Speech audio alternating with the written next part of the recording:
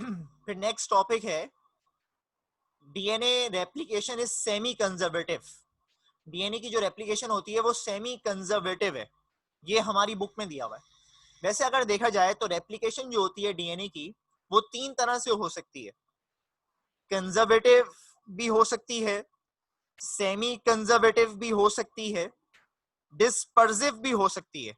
DNA की replication जो है वो तीन तरह से हो सकती है। डीएनए की रेप्लिकेशन जो है वो तीन तरह से हो सकती है।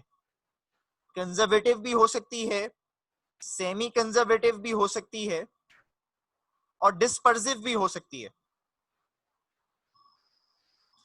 जो कंजर्वेटिव होती है, मैं इमेज देखने की कोशिश कर रहा था, जो कंजर्वेटिव होती है बेटे, जो कंजर्वेटिव होती है, कंजर्वेटिव के अंदर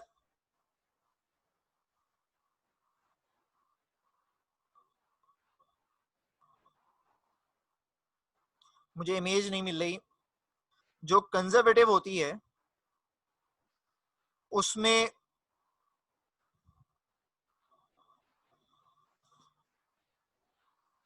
जैसा डीएनए के स्ट्रैंड होते हैं वैसे के वैसे ही कॉपी हो जाते हैं। जो कंजर्वेटिव होती है उसमें जैसे डीएनए के स्ट्रैंड होते हैं वैसे के वैसे ही कॉपी हो जाते हैं, मतलब कोई चेंज नहीं आता।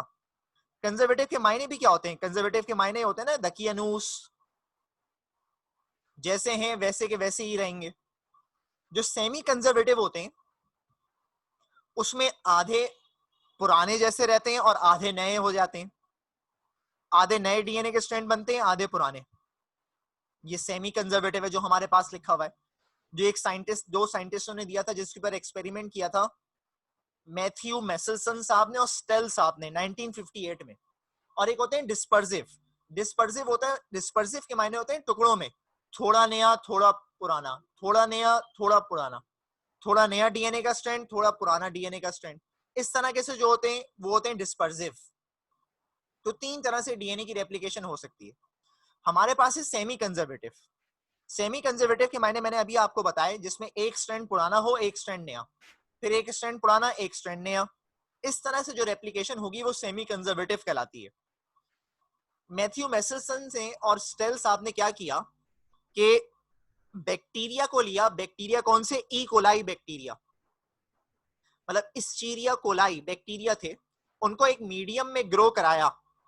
ये जो मीडियम जिसमें इन्होंने ग्रो कराया, ये मीडियम कंटेन करता था नाइट्रोजन के हेवी आइसोटोप्स जो रेडियो एक्टिव होते हैं।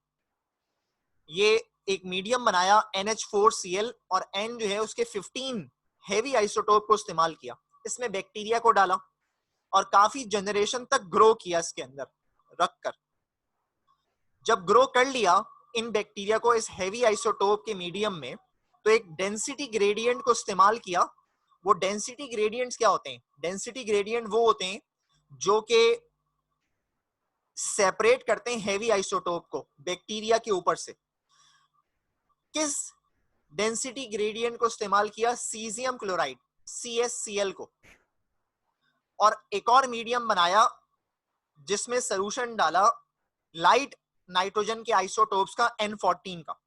तो देखो यहां पे इमेज बनाई मैंने, ये जो बैक्टीरिया का डीएनए था इसके ऊपर हेवी आइसोटोप्स कॉपी हो गए थे, N15। और हमें मालूम है बैक्टीरिया हर 20 मिनट्स के बाद रेप्लिकेट करते हैं।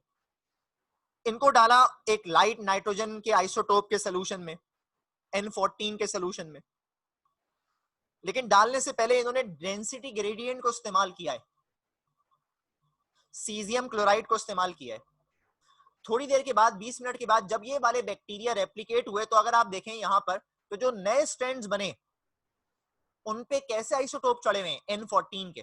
तो ये पहली दफा जो रेप्लिकेशन हुई इन बैक्टीरिया की, एक स्ट्रैंड देखो पेरेंट जैसा N15, दूसरा स्ट्रैंड नया N14, फिर यहाँ पे एक स्ट्रैंड पुराना N15 और एक नया स्ट्रैंड बना N14 का।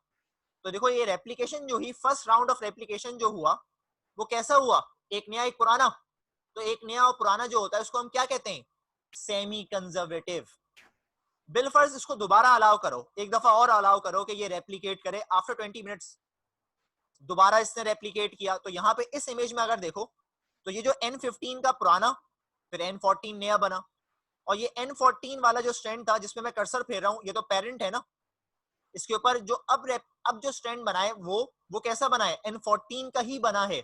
इसका मतलब है after second round of replication one strand is old, another strand is new, and the second strands both are old. इसका मतलब है ये एक सेकेंड राउंड ऑफ रेप्लिकेशन में जाकर एक दफा तो सेमी कंजर्वेटिव रहता है, दूसरी दफा कैसा हो जाता है, कंजर्वेटिव हो जाता है। इन्हीं को अगर आप टेस्ट ट्यूब में डालें तो यहां पर जो इसके नीचे मैंने टेस्ट ट्यूब बनाई है, इस टेस्ट ट्यूब में अगर तुम देखो तो इसके दोनों स्ट्रैंड पे हैवी आइसोटोप है, इसका मतलब है भारी डीएनए है इसका। तो ये कहां कहां जाके बैठेगा, टेस्ट ट्यूब की बेस में। ये वाले जो है यहाँ पे एक भारी एक हल्का, एक भारी एक हल्का है, तो ये कहाँ है, ये इंटरमीडिएट है, हाइब्रिड है, तो ये टेस्ट ट्यूब के बीच में होंगे।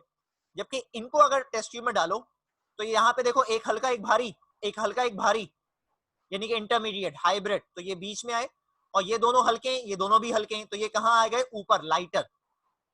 तो इस बात का मतलब ये कि जो रेप्लिकेशन ऑफ डीएनए है वो कैसी हो रही है, after first round of replication they are semi conservative, लेकिन after second round of replication a group of DNA is semi-conservative, another group is conservative. इस तरह से रेप्लिकेशन होती है डीएनए की, जो मैथ्यू मेसेल्सन साहब ने और स्टेल साहब ने बताई थी।